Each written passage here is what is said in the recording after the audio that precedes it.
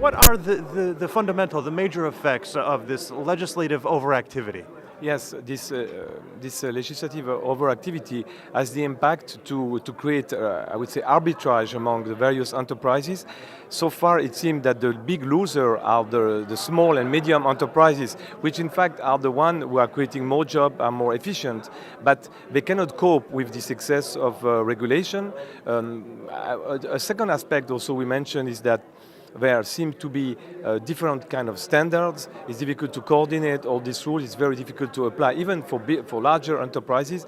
So there's also a need to coordinate, to try to even think about before implementing a new regulation, whether it makes sense or whether we should not coordinate with something which already exists. Excellent. And as you just mentioned, whether you term it legislative overactivity, overregulation, regulation that may be intended well but misses the target, how, in your opinion, in your view, do you see this coming to a resolution?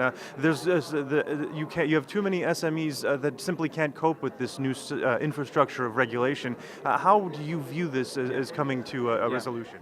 Yes, absolutely.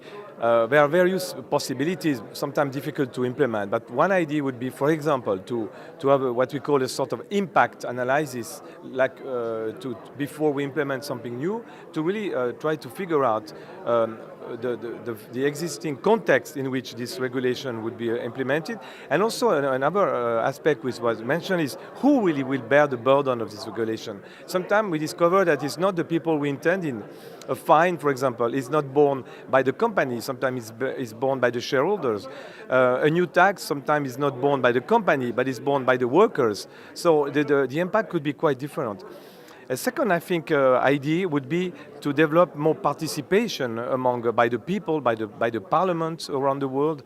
Some of these regulations are developed at the OECD, at the various forum experts, which are very sophisticated people.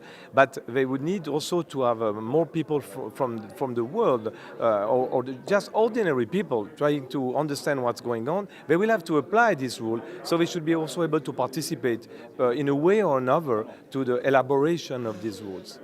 And my final question, you did actually touch on, organizations like CIFA, are they critical in terms of helping to seek this resolution, of getting regulation just right? Because clearly you need regulation, but it can't over-regulate because then you impede growth. Yes, I really think CIFA could have a role in this because now some of the standards they are developed and they have the possibility to participate at least through the internet. There are some forums, so then one way would be even to write maybe some critical comments.